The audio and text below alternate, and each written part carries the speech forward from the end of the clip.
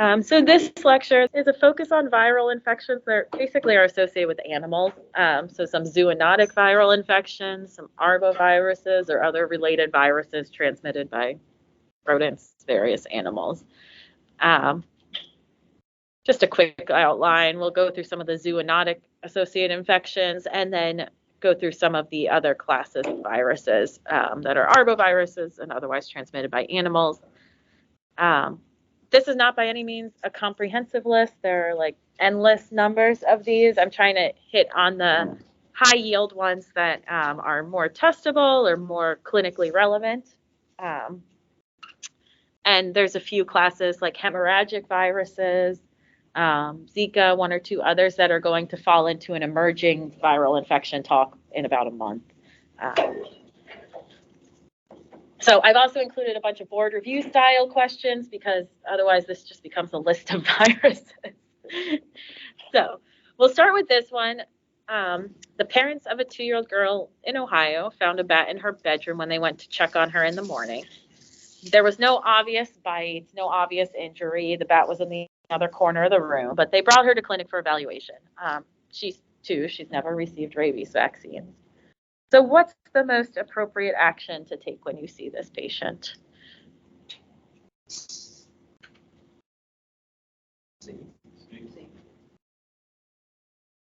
See? Yeah.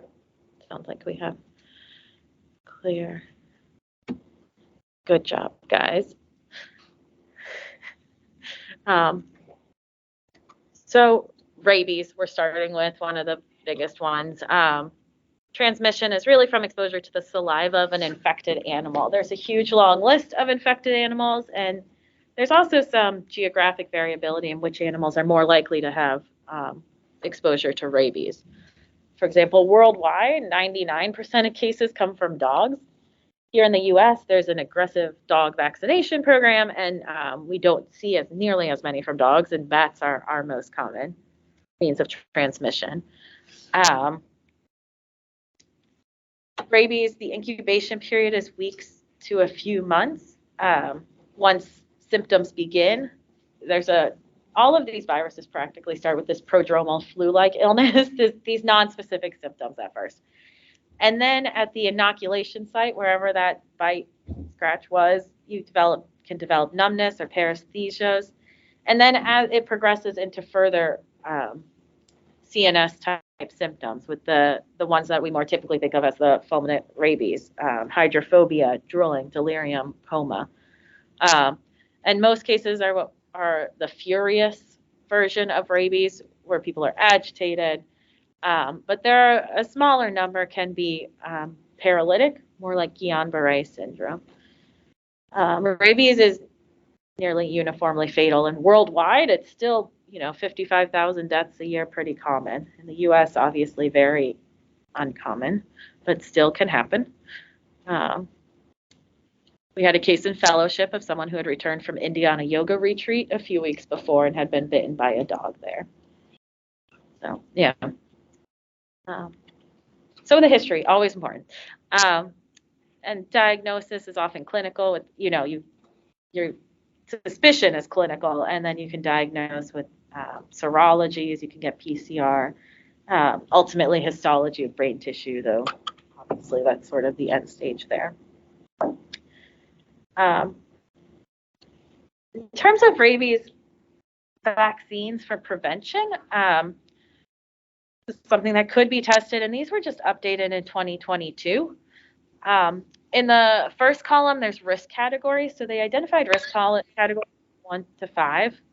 1 is the highest risk people. So these are people who work in a lab with concentrated rabies virus, are exposed to it every day.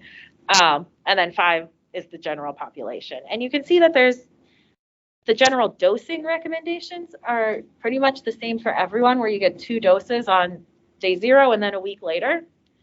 And what the current recommendations are is that you then, for the most part, check titers. And how often you check titers to ensure a response varies on how high the risk is. So those people in that risk category 1 who work with the rabies virus, they should have titers checked every 6 months. People who have frequent exposure to bats, like spend a lot of time in caves handling bats for some reason, Those you should check titers every 2 years or so. And then 3 and 4 are people who have higher than average risk, so veterinarians, people who travel abroad, maybe if you're going to rural locations where you wouldn't have easy access to rabies vaccine or immunoglobulin if needed.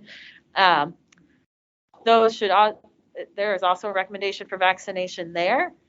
And there you have an option. That's the one weird one where you can either, if you think people are going to have ongoing potential exposure over 3+ years, you can check a titer 1 to 3 years after vaccination, or you can just give them a single booster dose following that first series of 2 doses. And the general population, so people who aren't traveling, aren't in close contact with animals, there's no recommendation for rabies vaccination. The other thing that comes up a lot on testing is rabies post-exposure prophylaxis, something you can test related to these viruses. So if someone has an exposure, potential exposure, and like in our test question, people can't give a great history who wake up with a bat in the room. Bat bites are not always noted, and can't always be seen. And so if you wake up and it's a child or someone very elderly, someone who can't give you a story, they do count that as an exposure. So if you have someone who's not immunized, this is our test question. The management, the first key step is wound cleaning.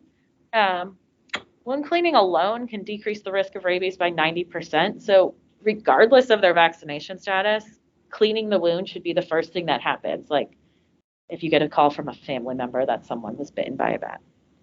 And then if they're not immunized, they get rabies immunoglobulin, and then they get the 4-dose series of vaccines on specific days. You really want to adhere to that schedule as closely as possible.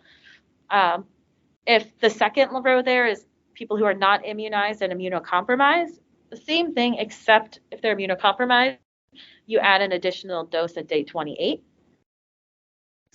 And then people who are previously immunized, still clean the wound, and you just give 2 doses of rabies vaccine. They do not need immunoglobulin. The purpose of the immunoglobulin is to give some protection while your body is mounting a response to the vaccine. So the thought is if you've had the vaccine previously, your body's already able to mount that response. The other key point about the rabies immunoglobulin is that, do you guys know where you give it? Yeah. If there's a clear exposure, you try to infiltrate that tissue around the wound as much as you can, and then you can give the rest of it IM if there's more left.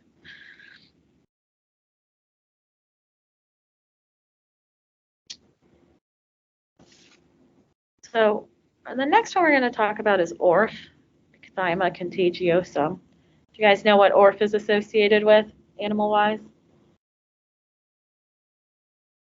Sheep is the big one. They can get like this crusty lesion on their snout, sort of. And so often close contact with sheep is key in the history. Other similar creatures too, goats, cattle, camels. You can see at different times of year, and it's really less that it's seasonal and more that it's tied to the close contact with these animals. So in spring, people may present with ORF after bottle feeding the lambs. And in fall, it's more of slaughtering and shearing. And then there's also a lot of the cases, you'll see your case reports will be associated with religious holidays where, a lamb is butchered or there's some sort of processing happening there that's outside the usual routine. And so it starts as a solitary nodule. It's often on the fingers because that's what's coming in contact. It develops over time, and here I have a picture from a case report that I think helps this. So this is just sort of a time series. So you can see it start smaller. They don't show the macule, but they show the papule with sort of a target appearance. You can see different concentric circles. You can develop into more of a vesicle and then a granulomatous proliferation. And in immunocompetent host, it generally resolves over 4 to 6 weeks. Generally considered to be self-resolving. I thought this was interesting, you don't develop any protective immune response to an exposure to ORF, so people can get it again.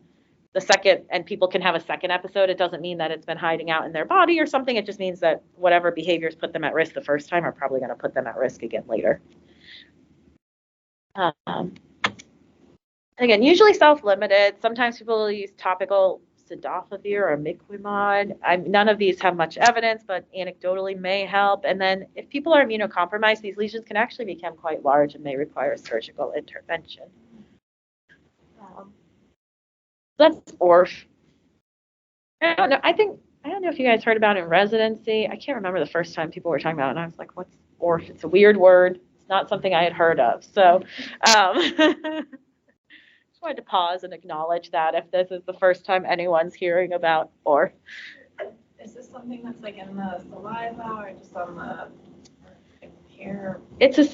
You can find pictures. I spared you the pictures of like sheep with these crusty, I forget the name of it. There's like, not crusted snout. There's some term for what the sheep disease is called, because they have clear lesions. But is it Orthovirus? Orthovirus, yeah. Orthovirus. Yeah. And there are similar viruses from a bunch of other animals as well. Reindeers, they have these parapox virus infections. I don't think you'll ever be tested on those, but I just found it intriguing. But again, I spared you most of the pictures. If the sheep can give it to you, can you give it to others? There have not been any cases of that. No. So it's not thought to transmit human to human.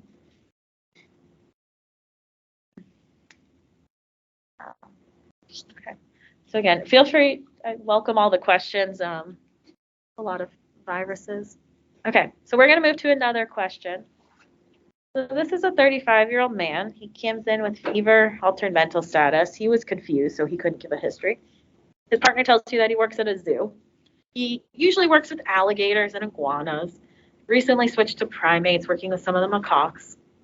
A pregnant macaque recently bit his hand. He did, he cleaned the wound, looked okay. Otherwise, he's a sort of wild guy who works with alligators. He did some outdoor adventure travel to South Africa 6 months ago. There were a lot of animals around. He didn't, do any pre-travel vaccine counseling or take any prophylaxis. So that's the history you have. On exam, he has fever. He's disoriented. His LP shows a lymphocytic pleocytosis. His glucose is normal. His protein is elevated. The question is, how could we have prevented this?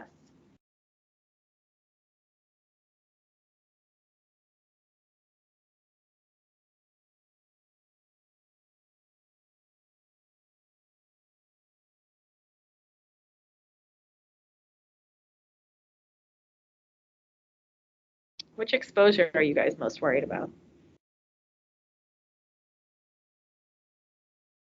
He's got plenty, but.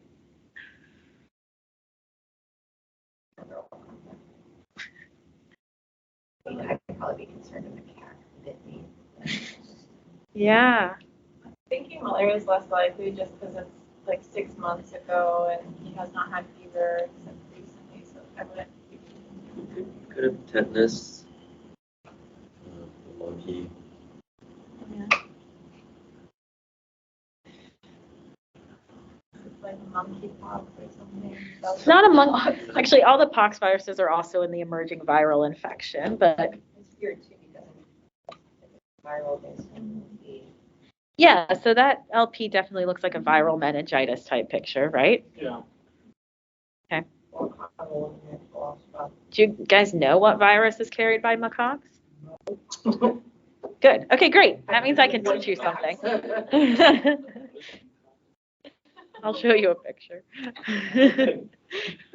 So this patient has Herpes B virus. Can prevent very similarly to sort of an HSV type picture meningitis, and the LP looks very similar. So we're going to talk through Herpes B. And with that, the answer is acyclovir prophylaxis, but we'll talk through. So these fine fellows are the cause of this. Almost all macaques have Herpes B virus, but I think they're like 2.5 years old. Almost all of them have it, and they shed it intermittently.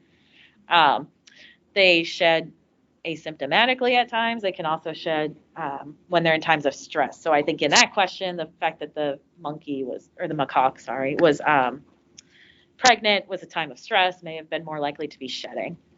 So it's basically, you can get through bites, scratches, splashes in the eye have been reported. And the clinical, it feels very much like herpes viruses we know. There's an incubation period. You can develop vesicles at the site of the infection with lymphadenopathy in the appropriate region for that bite site. Then you develop our flu-like infection that every virus has. You may get some paresthesias, and then it's an ascending infection. So it climbs up to the upper spinal cord and to the brainstem, and develops neurologic symptoms and encephalitis like HSV. This is a very severe disease in humans. Untreated, it's 80% mortality, and treated 20% mortality. In general, to your question about, or if this isn't generally transmitted from human to human, though there is one case report published where a woman was putting like steroid cream on her like contact dermatitis and also on her husband's lesions from herpes B or something, and somehow contaminated herself that way, but it takes some effort. And you can diagnose it by, culture, but probably more likely PCR or B virus serology. This one is, again, testable because there's something we can do about this. So post-exposure prophylaxis, so following an injury from a macaque, it's recommended to give PO, acyclovir or valacyclovir for 14 days. This is, in general, herpes V in humans is a very rare disease, somewhere like under 100 cases reported worldwide over time, but obviously very serious. So you want to do this if you get that history. And then treatment, if someone did not take the post-exposure prophylaxis but now is presenting with disease, is IV antivirals. Most people, I think, use ganciclovir up front. You can use acyclovir, and then some people will follow by a long course of PO antivirals because of the possibility that maybe you could have some latent reactivation. This is all very murky territory given the few numbers of cases, but just a comment. Yeah. We actually had a potential case of herpes B at the VA about 15 years ago. It was a veteran who was like an animal trainer, and he had a pet macaque, and he used to take it around to birthday parties and so forth. So he would travel around in a motorhome. So he was at a birthday party shortly before he presented, and a balloon exploded, and like one of those balloons at a birthday party. It startled the macaque, and the macaque bit him, and then he drove his motorhome over to the Walmart across from the VA and presented saying, "I've just got bit by my pet monkey."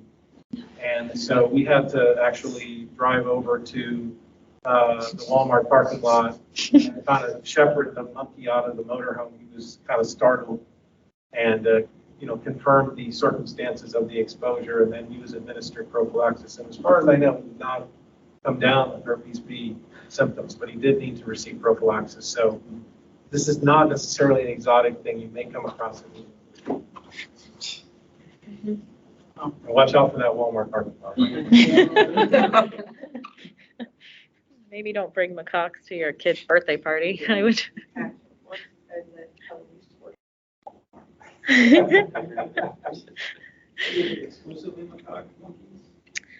That family, there's a couple other species, but not like, so I am not an expert on that. I have a sister who is, so she always yells at my terminology. But specifically those ones. So we're gonna now move into more, that was sort of my random collection of animal-associated virus that we should know. Going to move into more of the Arbovirus families, and this is sort of my disclaimer side, that the symptoms are often generally pretty non-specific. They all have this flu-like prodrome. They have very similar symptoms overall. So I'll highlight when the symptoms are sort of unique to one virus. History is critical. They all have specific geographical distributions or exposure to certain vectors. Like I said, many. Some of them will be covered in future lectures. We have chatted to make sure the important ones are covered. And the diagnosis for all of them, if you look it up, will all list some combination of IgM, IgG, maybe convalescent serum, PCR. And treatments across the board are pretty limited in this group. Generally supportive care. And apologies to anyone who likes life cycles of things. This is a very simplified one. But the point is really that you have a vector that, gets the virus from a vertebrate, a reservoir host. They sort of cycle it through them. And then humans are an incidental host, as are horses and some other large animals. It's just pointing out that's the life cycle these all are going through. So once again, we'll start with a question. We have a 43-year-old woman who came in with 9 months of arthralgias and joint pains from her bilateral hand. It started during a business trip to Brazil. She had the brief febrile illness with myalgia, rash, some skin peeling on her palms of her hands. And she's asking you what caused this. So which one of these do you think is the most likely cause?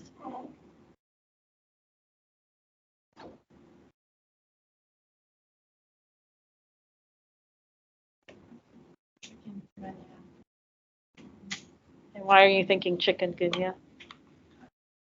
I think because association with paralysis. Brazil, It's like an initial brief illness that's more severe. Yeah. Yes, it's definitely in Brazil as well. Yeah, and Anna had the exact right thought there.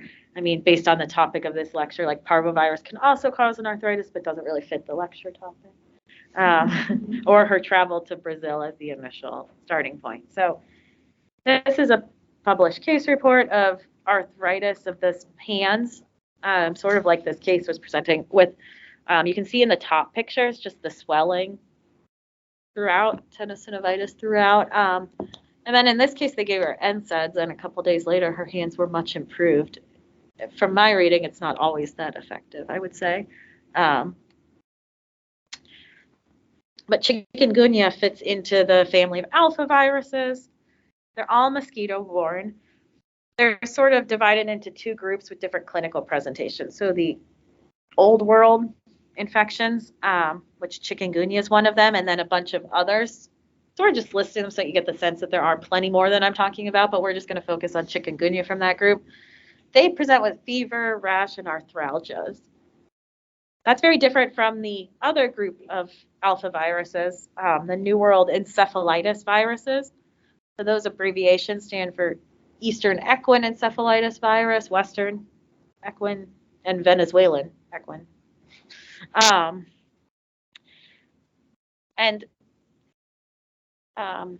This is sort of an interesting picture. A lot of them sort of have this biphasic presentation, and this figure from Mandel sort of lays out what's going on. So in the top panel, you can see that the amount of virus peaks pretty early in the blood, the primary site, and then can later be seen in other locations.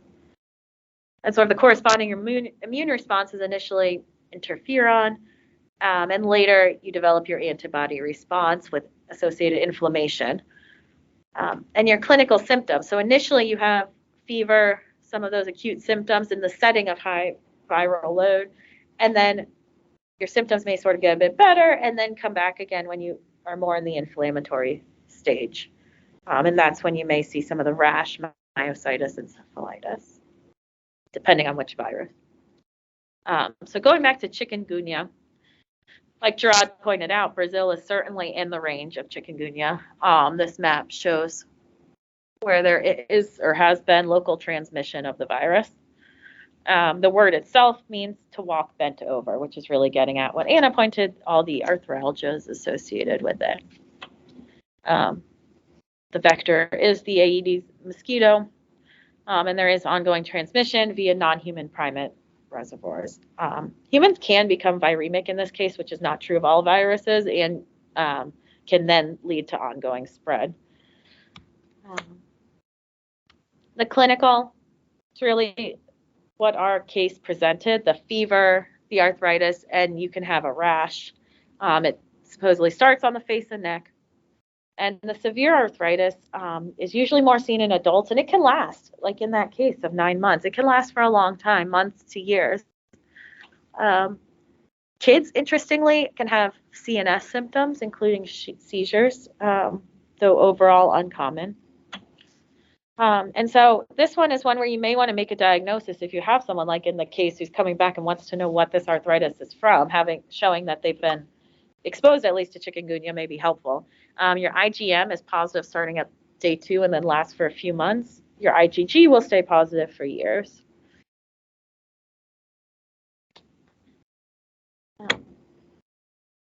So chikungunya was one group of the alphaviruses, the fever, rash, arthralgia group. The other big group is the encephalitis viruses, all these equine encephalitis. And so just sort of highlighted, I want to highlight a few key differences between them. Eastern equine is in North America. They're all called equine viruses. Often at times of outbreaks, lots of horses are affected, and then we see it in humans in smaller numbers, and so often the outbreaks are recognized in the horses first, and there are vaccines available for horses for these. You have mosquito vector for the eastern equine, and it's freshwater birds are a host, so swampy areas like Florida can potentially be sites of outbreaks for this. It's not unknown. 1% of all viral encephalitis in the U.S. is thought to be attributed to this. And the key point to know is that when it's diagnosed, it has really high mortality in the encephalitis stage. Again, all of these, there is no targeted treatment. Treatment is just supportive care. It says people are waiting in the lobby. I don't know if you can if anyone can let them in. Usually people on the call, can anyone log on through their Teams? And let or if anyone's listening can let someone in. Yeah, I would, but thank you. It went away. I'm logged in. Yeah, I have your computer. The western equine, as you may guess, is more of a western part of the country. It's in the Americas, it's in Canada, the US, west of the Mississippi, and the corresponding Canadian provinces up there. Really seen summertime, rural areas with a lot of outdoor exposure, sort of fits with the mosquito vector. This one is interesting. There's a really high seroconversion rate. It's thought that when there's outbreaks, many people will be exposed to it, but how often you actually develop symptoms is really a function of age, and then how often it's severe is also a function of age. So older adults are way less likely to have symptoms, but if they do develop encephalitis in older adults, it's more severe. Infants are much more likely to develop infection or become a case, and encephalitis is most common in that group, though the mortality rates are quite lower in young people compared to old people. And then the last one is just Venezuelan equine. I mostly included this for completion. It's not quite as relevant to this area, but it's more in Central South America. Again, mosquito species and pretty low case fatality rate overall. Small percent of kids and adults develop encephalitis. And a problem with all of these various encephalitis viruses is defining the case rates and case fatality rates, is that I'm sure that there's plenty of asymptomatic infections being missed out there. So often these are identified using more serologic-based surveys of the population. Okay, so I'll jump back to a question. So 21-year-old man returned from the Caribbean a week ago with 4 days of fever, headache, sore throat, and myalgias. His temp is 38. He's tachycardic. He has an injected pharynx and a maculopapular rash on trunk and extremities. His labs show a white count of 3, platelets 81, hemoglobin's 14. His AST, ALT are a little high, bilirubin 1.3. So what's the most likely diagnosis here? Why do you say dengue? Low platelets, elevated liver enzymes, Caribbean, and then high fevers. I saw a guy who came back from Cuba. So it's fresh in your mind right now? Yeah. He was 81. Yeah, I think lepto could potentially also present that way, but since we're talking about virus. Same thing. Yeah, and I think you guys are right. This is dengue, but dengue, chikungunya, leptospirosis, yellow fever can have very similar overlapping sort of geographic areas. So sort of identifying leptospirosis, the water exposure, which ones have higher LFTs, higher bilirubin out of proportion. It's really important because they will throw those mix of them on the test. And so that could be any of them based on geography, but which one has the subtle features. In this case, the thrombocytopenia, like you mentioned, is pretty, and the leukopenia and the fever. You guys will see a lot of maps today because it's more interesting than me just listing off places where the virus occurs. And so dengue is one of many, many flaviviruses. There's at least 70 known, 30 of them are known to cause human disease. Their symptoms are, again, very nonspecific, a lot of headaches, some bone pains, rashes, CNS infections, and then some hemorrhagic fevers. Treatment is supportive care, as always. Dengue and yellow fever are two of the big ones in this group, and we'll go through each of those a little more. And then you also have the neurotropic viruses. So you've probably heard of some of these: Japanese encephalitis, West Nile encephalitis, St. Louis encephalitis, Tick-borne encephalitis. There's more than that. Those are the big ones to my mind and the ones that I see referenced more often. And then there's, of course, more emerging hemorrhagic fever viruses. We're not going to cover those today. Just to know that there's always more to learn. So, dengue, the most common mosquito-borne viral disease worldwide. Millions of infections, thousands of deaths a year. And the transmission is through the Aedes species. Year-round transmission, more common in rainy season when you have just more mosquitoes around. And there are multiple serotypes, and what's important about that is that exposure to one serotype does not provide you immunity against other serotypes. It actually can potentiate the immune response, so the second time you're exposed, you actually get a more severe illness, a more inflammatory response.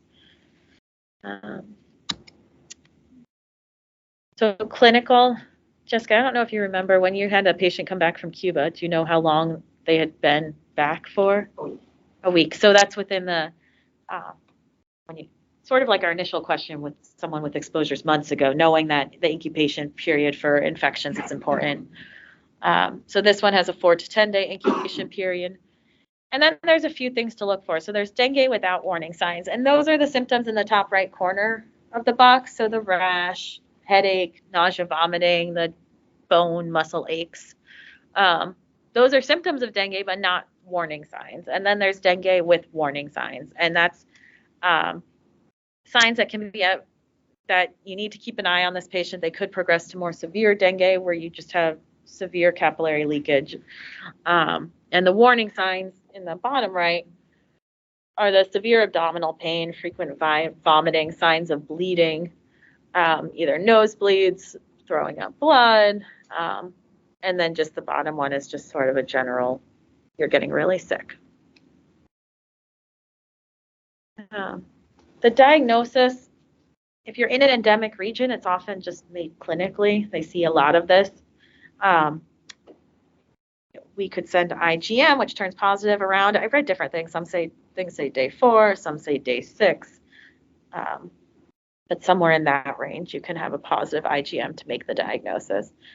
And management is really supportive. It's just, I think the key is recognizing those warning signs and who is at risk of progression to severe dengue, where they may need a lot of supportive care for their bleeding, their overall thing. So next is yellow fever, again in the same family of flaviviruses. Transmission is through a few mosquito species. These maps show the general distribution. These maps actually show were the vaccines recommended, but it covers the general geographic range. And yellow fever, sort of like dengue, had a couple stages to it.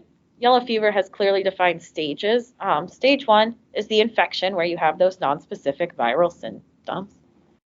Stage 2 is interesting to me. There's a brief remission where people may have symptoms completely resolved. Sometimes it's very brief, just for like half a day or a short period of time. And then they move into stage 3, which is the severe phase, where you get, it's called intoxication, but where you see the jaundice, multi-organ failure with hemorrhagic complications. And if people do develop neurologic complications, mortality is really, really high for yellow fever. You can, again, diagnose it through serology. Just wanted to comment on, I'm sure many of you have a yellow fever vaccine card, recommended in those countries, and in some cases required in the countries shown in the maps on the prior slide. Sorry, it says generally a single dose is thought to be effective for a lifetime. That shouldn't say ongoing outcomes, ongoing exposures. You can consider a booster if it's been more than 10 years, but this is a common question for people who are traveling abroad with what vaccines they should get. The thing that gets tested sometimes is that this is a live virus. You can't give it to immunocompromised people. And then there are some known vaccine complications. YELAND and YEL-AVD, so yellow fever vaccine associated neurologic and viscerotropic diseases. They're quite rare, but they are something else that could be tested if people recently underwent yellow fever vaccine.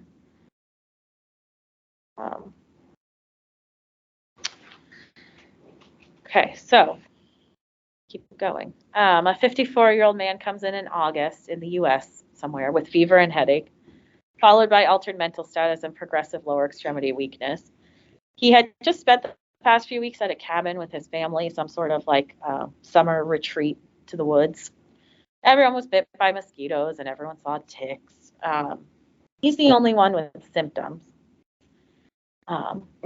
And so what type of virus most likely caused his symptoms?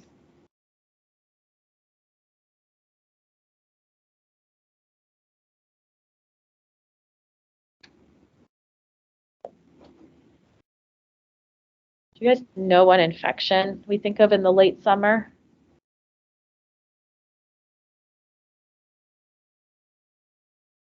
Obviously, this gave you families, not specific viral names, but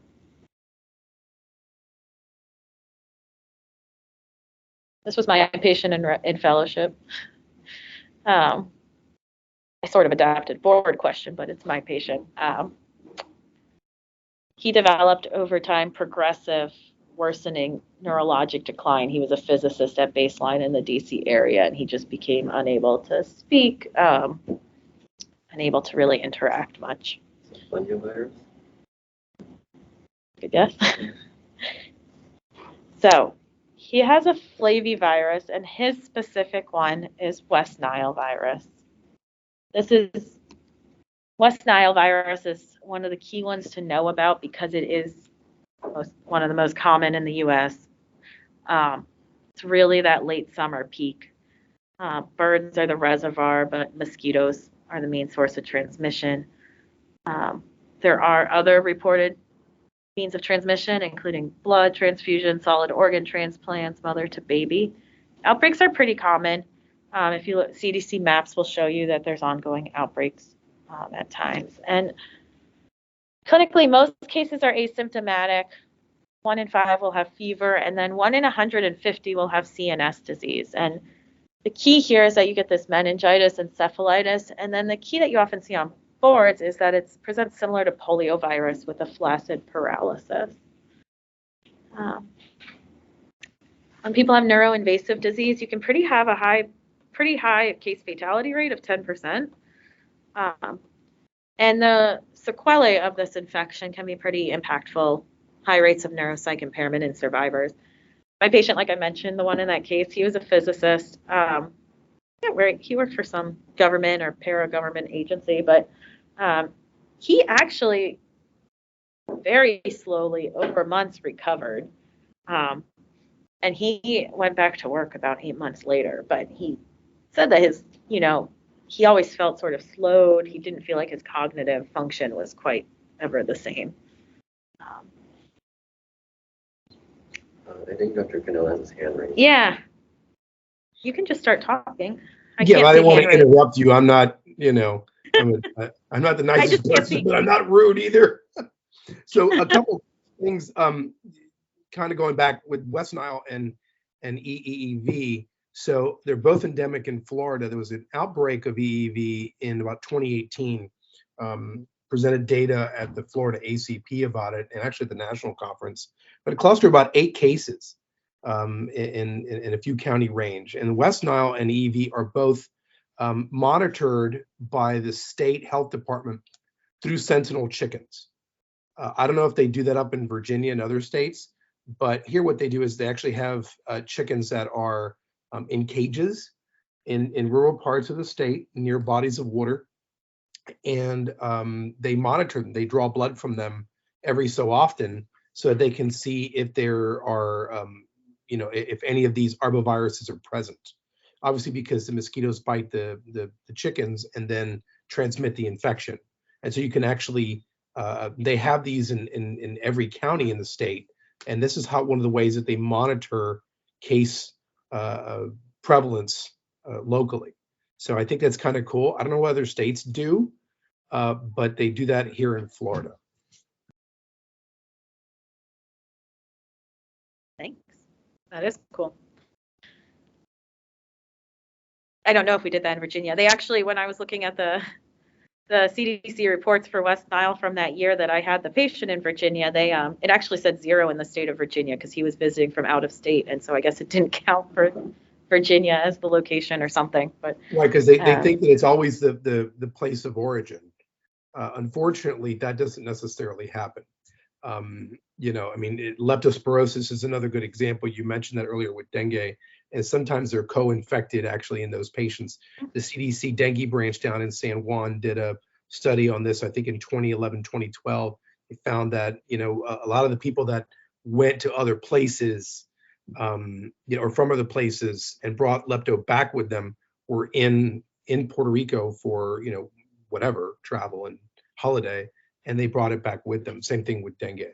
And so it's unfortunately part of the epidemiologic phenomenon of trying to pinpoint where exactly that happened. I mean, again, this could happen in downtown Baltimore like it did to my mentor when he had a case there years ago, but you wouldn't expect lepto in downtown Baltimore, even though for sure it's prevalent, right? So this is a conundrum that occurs with epidemiologic phenomenon such as this, and trying to pinpoint where the infection, was acquired.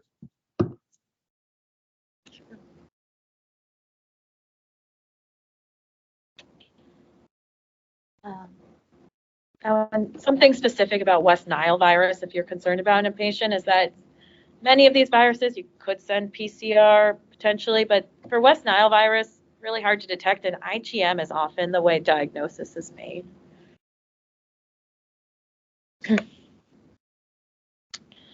Okay, so Japanese encephalitis virus. Have you guys heard of this one before? Just trying to get a sense of how much we know about it. So sort of as the name would suggest, it's often over in Asia and some of the Indonesian countries.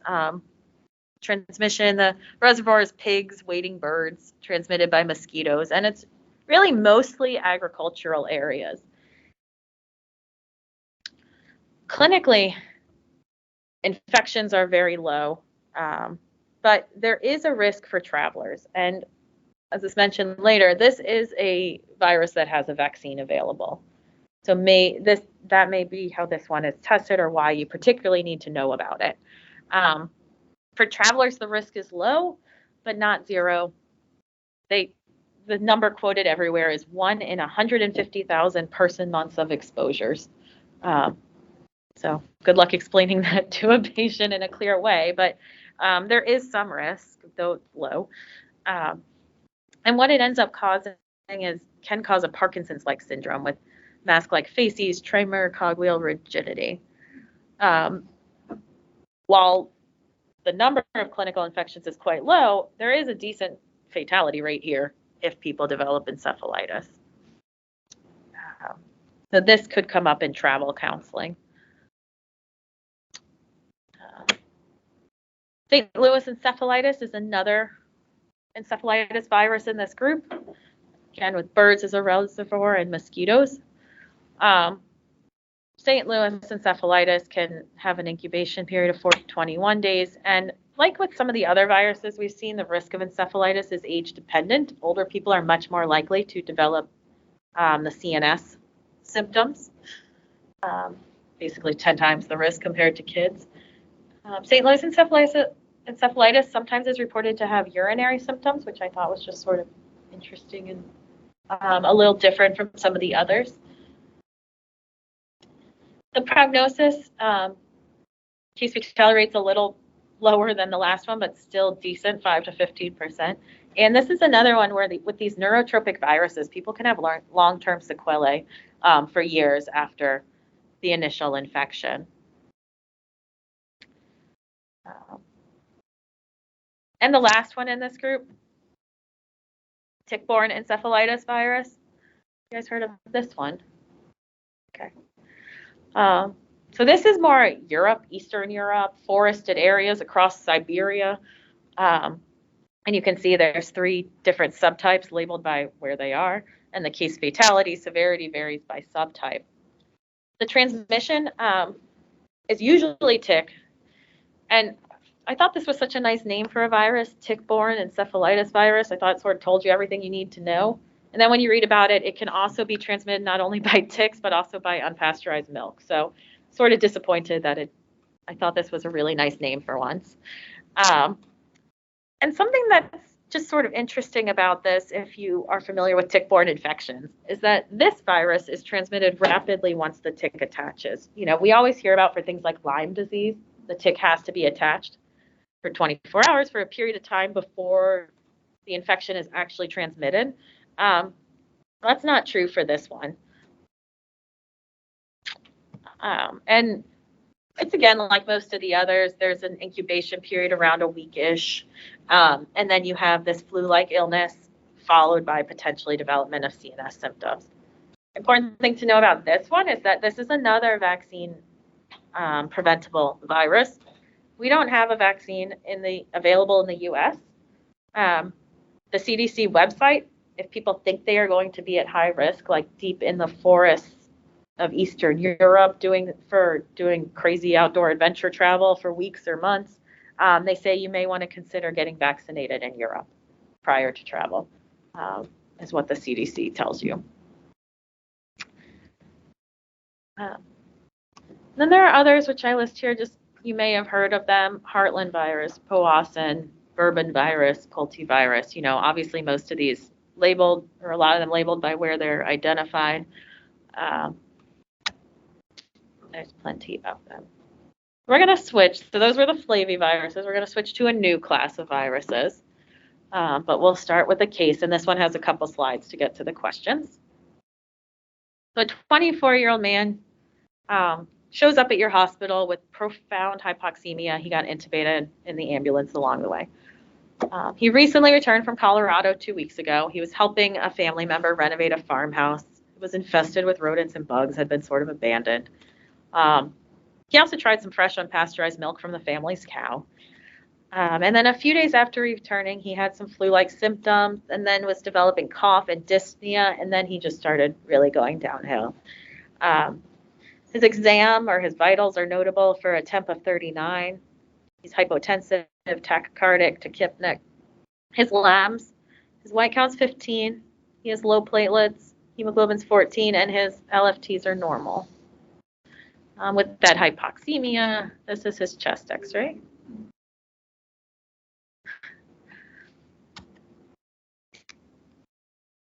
So, why do you say B? Hantavirus, pulmonary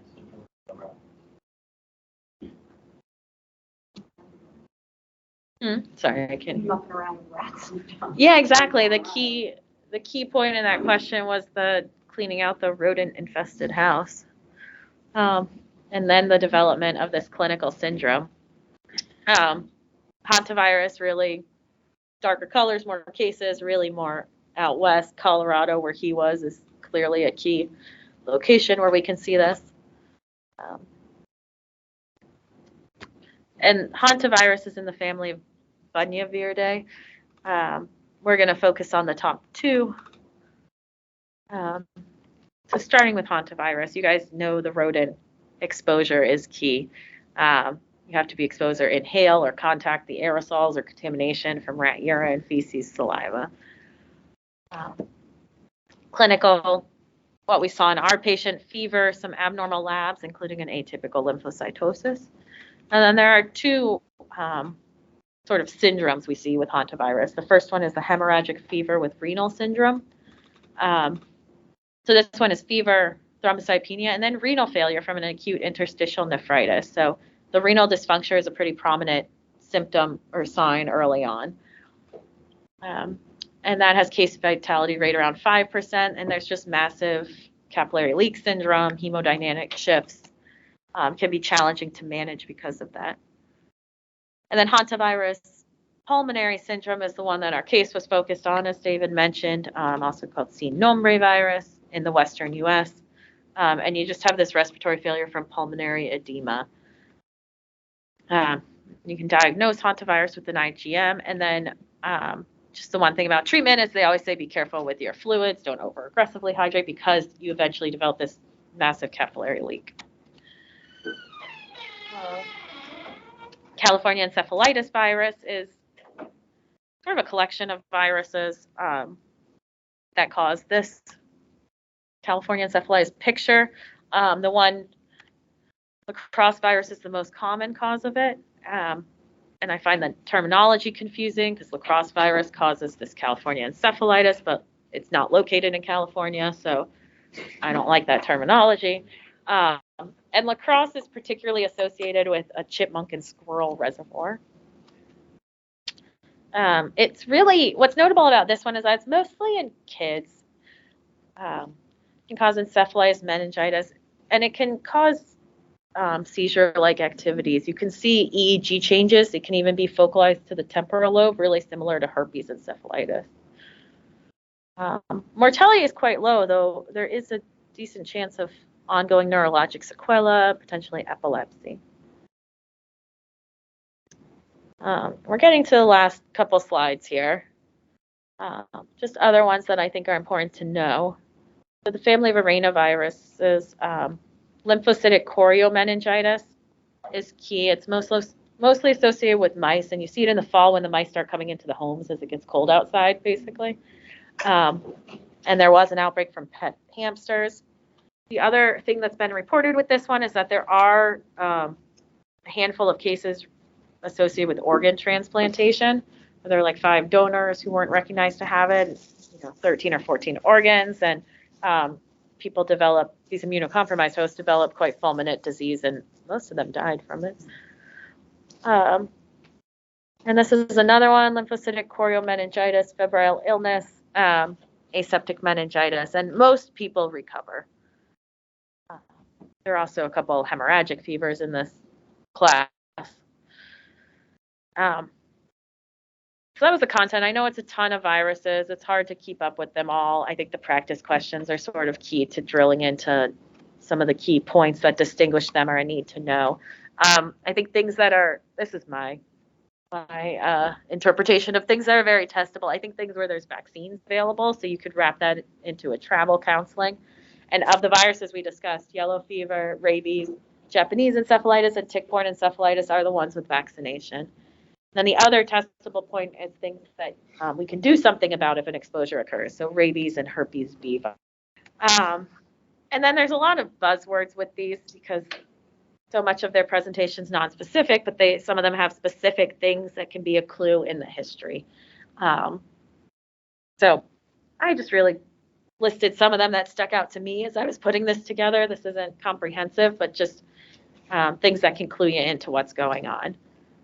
And obviously the reason why taking thorough histories from patients is so important. Have any questions?